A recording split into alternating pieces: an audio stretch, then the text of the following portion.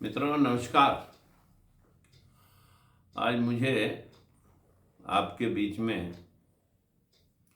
इसलिए आना हुआ कि हमारे बहुत सारे बच्चे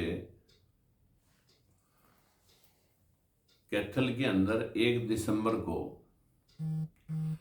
कोई श्रेणी महासम्मेलन के नाम से प्रोग्राम करने जा रहे हैं, जो कि मैंने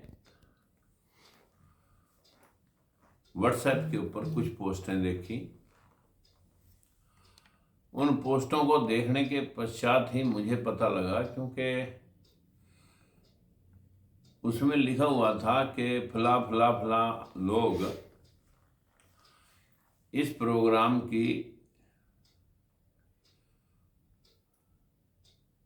उपस्थिति देंगे और सैनिक समाज के उत्थान की जो बात कर रहे हैं बच्चे, मैं उनसे निवेदन करना चाहूँगा कि मेरे भाइयों, मेरा या तो आप पूछ करके ये प्रोग्राम रखते तो मैं आपको डेट देता। अब जब आपने अपने हिसाब से प्रोग्राम रख रखा है तो आपको ये तो मालूम नहीं कि मैंने भी कहीं प्रोग्राम दे रखा है कि हमारा बिहार के अंदर महात्मा ज्योतिबा फूले ट्रस्ट के द्वारा एक बड़ा प्रोग्राम गोपालगंज और पटना में 28 और 1 तारीख को किया जा रहा है और मैं लगभग 3-4 दिन उधर रहने वाला हूं। मेरी ये डेटें ऑलरेडी पहले से लगभग 3 महीने पहले से ही फिक्स थी। जब चुनाव चल रहा था उससे भी पहले वो लोग आए थे, तो मैंने कहा था कि भाई इलेक्शन के बाद देखूंगा, अभी तो प्रोग्राम मैं नहीं कर सकता।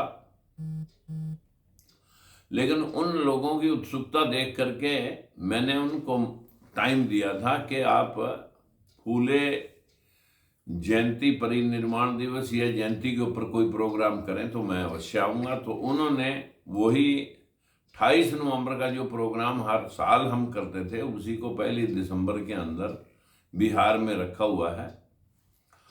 और आप मेरी बिना कंसेंट के इस प्रकार की बाहर वीडियो मत डालने जिसमें आप के फला आएगा, लोग आएंगे और मैं वहाँ नहीं हूँगा, तो लोग फिर मेरे बारे में क्या सोचेंगे और कैसे मैं उनको कल्ले को समझा पाऊँगा कि भाई मैं क्यों नहीं आया। तो इसलिए मेरी उपस्थिति की वहाँ पर कोई पोस्ट मत डालें।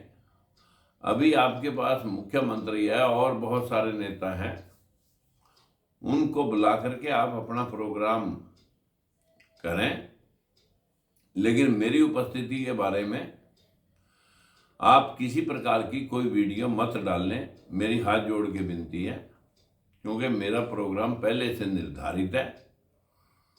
और वैसे भी समाज के लोगों को अब, क्योंकि मुख्यमंत्री हमारे समाज का व्यक्ति नेतृत्व कर रहा है, अब हमें इस प्रकार के सम्मेलनों की बहुत ज़्यादा जरूरत भी नहीं है, परंतु आप कर रहे हैं, आपकी सोच है। इसलिए मेरा तो इतना कहना भर है कि अब काम लेने का समय है। बाकी के लोगों का, बैकवर्ड शेड्यूल कास्ट के बहुत सारे लोग जो पीछे रह गए हैं, उनकी सेवा करने का मौका है। खाली एक समाज से शायद राजनीति आगे नहीं बढ़ पाएगी। ये एक वर्गीय राजनीति तो किसान वर्ग की देवीलाल ने की है, एससी वर्ग की राजनीति के ऊपर फोकस काशीराम जी ने किया है, और बैकवर्ड की राजनीति के ऊपर पीडीए बना करके मुलायम सिंह का परिवार भी कर रहा है। और कांग्रेस ने गरीब का हाथ, कांग्रेस के साथ की राजनीति में 55-50 साल तक लोगों को घुमाए रखा, लेकिन मिला कुछ नहीं।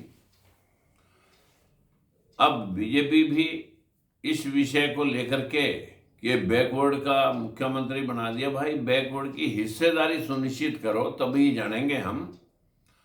मुख्यमंत्री हमारा है, अगर हम सरपरस्ती करके कुछ करना का प्रयास करेंगे तो लोग जातीय लांछन लगाने लगते हैं। लेकिन हम नहीं कहते किसी के हिस्से का हमें मिले, हमें तो हमारे लोगों का जो संविधानिक तौर पर हिस्सा बनता है, जो अभी तक 11% है। 52% बैकवर्ड क्लासेज की हिस्सेदारी 52 थी,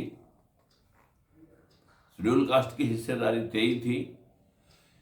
जिसका जो हिस्सा बनता है उसे मिलना चाहिए, यही मेरा निवेदन मुख्यमंत्री और पार्टी बीजेपी से भी है।